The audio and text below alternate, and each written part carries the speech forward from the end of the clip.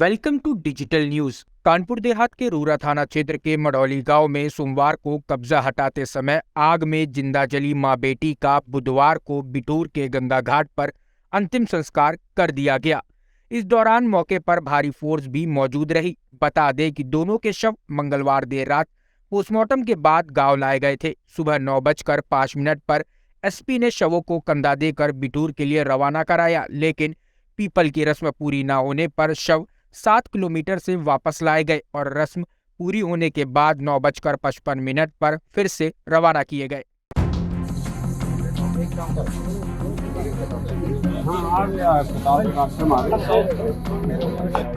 कब की बात है? तब क्या हुआ? तब उन्होंने पूछी थी, नहीं आ जाए, उल्टा हमारे पर बंदी डाल दी और हम यहाँ आते और हमने बोला कहीं भी रहने की जगह दे दो, हमें रहने की बकरियाँ नहीं है और वो है कैसे रहेंगे बंगले में बकरी नहीं वो दरवाजे के आगे दरवाजे के पास को खड़े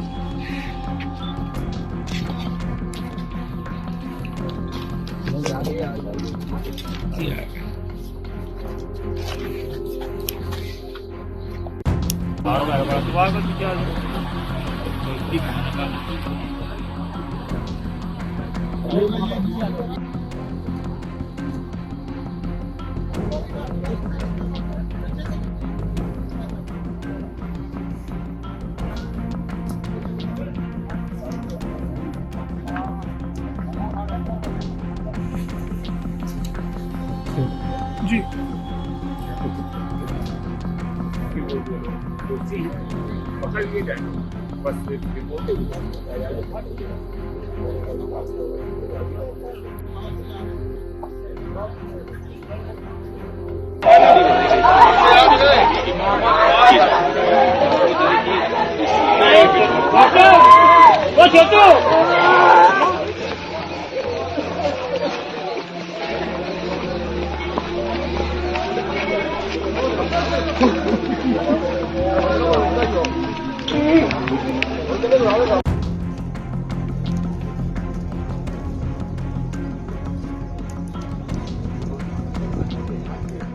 विदित हो कि मड़ौली गांव में एसडीएम की मौजूदगी में जेसीबी से कब्जा हटाते समय अचानक झोपड़ी में लगी आग में 44 वर्षीय प्रमिला दीक्षित व 21 वर्षीय पुत्री नेहा की जिंदा जलने से मौत हो गई थी, जिसके बाद परिजनों ने जमकर हंगामा किया था, जिसके चलते 24 घंटे तक पुलिस शवों को नहीं उठा सकी थी। वहीं इस मामले में प्रमिला के बेटे शिवम ने एसडीएम मेहता, लेखपाल व एसओ रूरा समेत 39 लोगों के खिलाफ मुकदमा दर्ज कराया था। वहीं मंगलवार को फोन पर डिप्टी सीएम ब्रजेश पाठक ने मृतकों के परिजनों से फोन पर वीडियो कॉल पर बात की और उन्हें न्याय दिलाने का विश्वास भी दिलाया। भी याद करेंगे, इतनी कड़ी कार्रवाई कराएंगे। आप हमारे परिवार के मेंबर हो, हम बिल्कुल भी ऐसी घटनाओं को बर्दाश्त नहीं करेंगे और ये हमारी जिम्मेदारी, पूरे प्रदेश के आप हमारे भाई हो। हर स्थिति में एक एक व्यक्ति को हम कड़ी सजा दिलाएंगे, घबराने की जरूरत नहीं है। इतनी बड़ी दुखद घटना है कि मेरा मतलब इतना ज्यादा मैं दुखी हूं, मैं इसका बयान नहीं कर सकता। बहुत दुखद घटना है और जितने भी मतलब इसका निंदा की जाए वो कम है। हम तो ईश्वर से प्रार्थना करते हैं कि हमारे परिवार को जो असहनीय पीड़ा मिली इसको सहने की ताकत दे और हर स्थिति में हम रहेंगे। और माता जी का, हमारी बेटी जो गई है उसको मतलब जो भी हम कर सकते हैं कड़ी से कड़ी सजा दिलाएंगे उन लोगों को जिन लोगों ने इस प्रकार की घटना का करने का प्रयास किया है और अंजाम दिया। हम कड़ी से कड़ी सजा दिलाएंगे।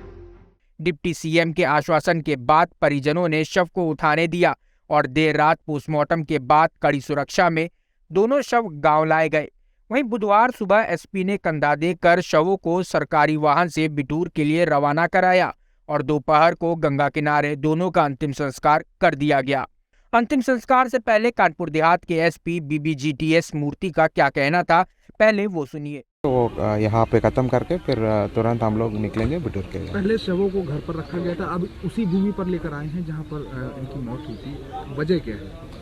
नहीं, वो दोनों जो बेटे हैं उनका एक ख्वाहिश थी कि एक बार बॉडीज़ को जो है यहाँ पर ले आए और वहाँ पे रख के यहाँ से ले जाने का कोई स्पेसिफिक रीज़न उन्होंने नहीं बताया। अंतिम संस्कार में किसी प्रकार की कोई दिक्कत बिल्कुल नहीं है, शांति व्यवस्था है और स्थिति बिल्कुल सामान्य है और हर जगह पर है हमारी व्यवस्था बन चुकी है। सर, आरोपियों के अरेस्टिंग के लिए क्या टीम बनाई गई है आगे की? वो कल ही हमने कहा था कि 4 टीम हमने अलग अलग बनाया और उस पर काम लगातार पैरेलली चल रही है। क्या कोई और गिरफ्तारी हुई है?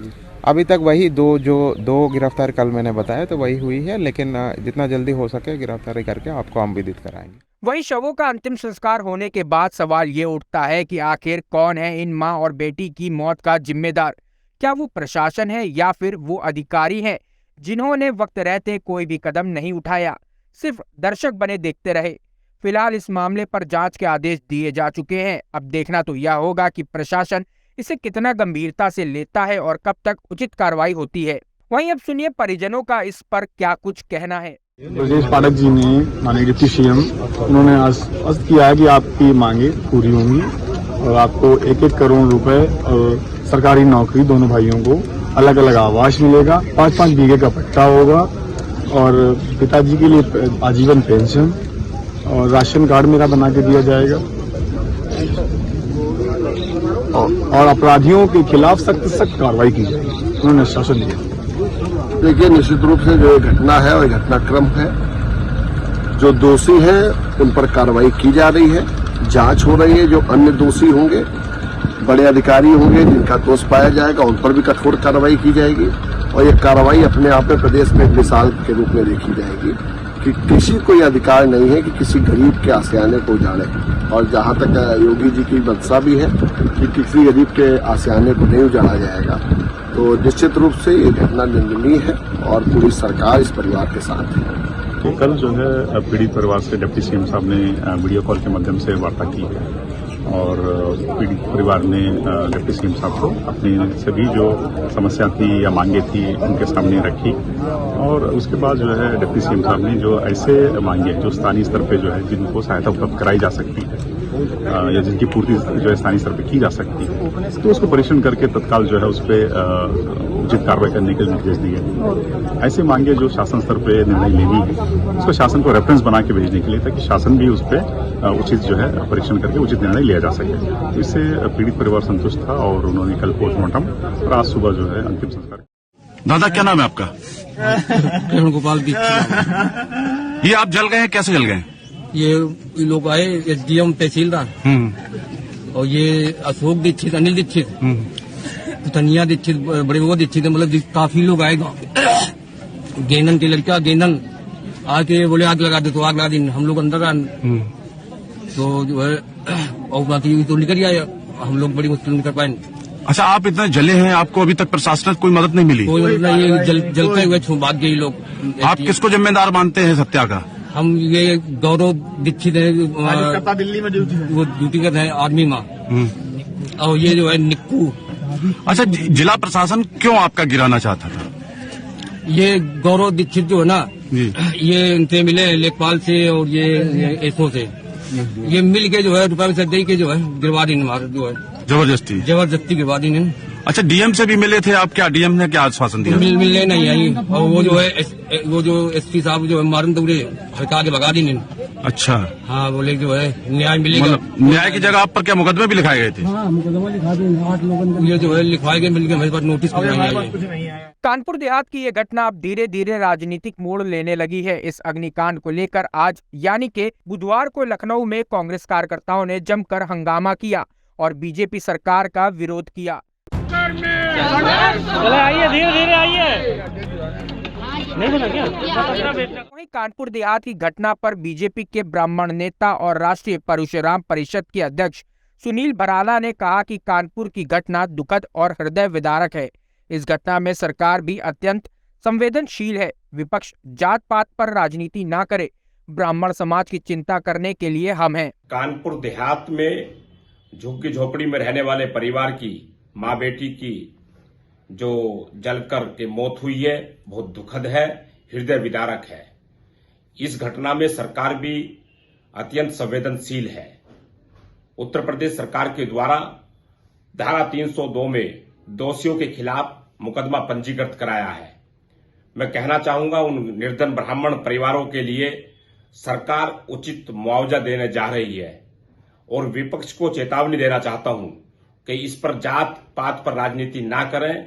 ब्राह्मण समाज की चिंता करने वाला राष्ट्रीय परशुराम परिषद संगठन है और हम उनके साथ खड़े हुए हैं और परिवार को हम उचित सम्मान दिला करके सरकार के साथ, और सरकार उनका सम्मान करेगी और दोषियों अधिकारियों के खिलाफ और कड़ी कार्रवाई होगी। आगे ऐसे अधिकारी कोई ऐसी बड़ी घटना के लिए किसी परिवार को विवश न होने दें, उनको ये चेतावनी भी मिलेगी। विपक्ष के पास मुद्दा नहीं है कि यह बहुत दुखद और दुर्भाग्यपूर्ण है जो घटना घटी है और सरकार ने उसके संबंध में तत्काल कार्रवाई की है। हत्या सहित तमाम धाराओं में अधिकारियों कर्मचारियों के खिलाफ मुकदमा लिखा गया है, दोषियों के खिलाफ मुकदमा लिखा गया है। कई लोग गिरफ्तार हो चुके हैं और जो चले गए हैं, जो अब हम आपके बीच में नहीं है, उस पर व्यक्ति के नाते मैं भी गहरा दुख व्यक्त करता हूँ। सरकार भी उस विषय को लेकर होती है, लेकिन सरकार की मंशा किसी गरीब के खिलाफ ऐसी कार्रवाई करने का नहीं है। विपक्ष की ओर से, सपा हो, कांग्रेस हो, इन लोगों की ओर से जो सवाल उठाया जा रहा है, वह सवाल केवल गुंडों और माफियाओं को बचाने वाली भाषा है। गरीबों के साथ तो सरकार ही खड़ी है। ये जब सरकार में थे तो गरीबों का शोषण करते थे, गरीब की जमीन कब्जा करते थे। आज किसी की शिकायत के आधार पर जांच हुई, यह दुखद दुर्भाग्यपूर्ण घटना है। हम लोग शोक व्यक्त करते हैं, दुख व्यक्त करते हैं और जो दोषी होंगे कार्रवाई करेंगे। सरकार की मंशा स्पष्ट है कि गरीब को छेड़ेंगे नहीं, लेकिन माफिया को छोड़ेंगे। और वहाँ के डीएम एसपी का जो वीडियो है वो डांस का वायरल हो रहा है और ये कहा जा रहा है कि देखिए व्यक्तिगत जीवन में क्या किया है वो मैं पूरी कटौती नहीं समझता हूँ, लेकिन जांच में जो दोषी पाया जाएगा स्पष्ट किया गया है उसे क्या करेंगे। वहीं समाजवादी पार्टी के राष्ट्रीय महासचिव शिवपाल सिंह यादव ने क्या कुछ कहा, वो भी सुन लीजिए। जो अभी कानपुर में हुआ है, माँ बेटी जले हैं, इसको देखते हुए बुलडोजर एक्शन पे क्या कहेंगे, क्या लगता है सर? देखिए, बुलडोजर के नाम पर केवल विपक्ष को ख़त्म करना, झूठे मुकदमे लिखाना और जनता को परेशान करना। अगर मतलब कहीं पर भी अगर ग्राम समाज की ज़मीन है तो पहले तो नोटिस देना चाहिए था। आज तक किसी को भी जहाँ पर भी बुलडोजर चला है कहीं पर भी नोटिस नहीं दिया गया, सीधा बुलडोजर।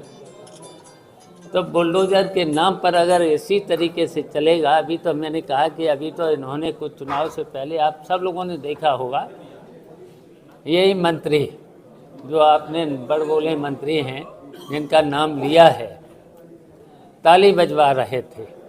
अब कुछ दिनों बाद देखना ये अपना सर पीटेंगे।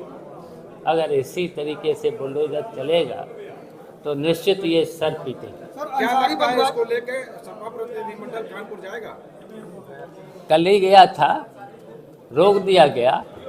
और उत्तर प्रदेश का देखिए ट्विटर पर, टेलीफोन पर बात कर रहे हैं इनके मंत्री, और जश्न लखनऊ में। Hey there! Subscribe to my channel and also press this bell icon so you can get latest video notifications. And this is absolutely free.